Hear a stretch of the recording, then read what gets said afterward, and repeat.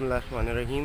इस वक्त जो है वो पाकिस्तान कौमी क्रिकेट टीम के फ़ास्ट बॉलर रुमान रईस साहब फलों की वो एक जो है वो गाड़ी भर के लेकर आए हैं, जिसमें जो है वो मुतासरीन अगेंस्ट लॉकडाउन जो कि सफ़ेद पोश लोग हैं उनके घर घर जो है वो राशन पहुँचे। और रुमान रईस साहब से बात करते हैं कि उनका क्या जज्बा है। जी रुमान भाई। अस्सलाम वालेकुम। वालेकुम सलाम। रुमान भाई, क्या जज्बा है आपका, आज क्या लेकर आए? सर आज हम फल लेकर आए, जैसे हमने बताया था परसों के फल हम उतारेंगे जेडीसी में, लोगों को अंदर तकसीम करेंगे जो नीडी लोग हैं, जो गरीब आवाम है हमारी। तो सब्ज़ी भी उतारी है, जानवर भी काटे हैं और फल भी लेकर आए। तो इंशाअल्लाह ताला जब लोग खाएंगे तो दुआ करेंगे और अल्लाह ताला हमारे इस काम में बरकत डाले।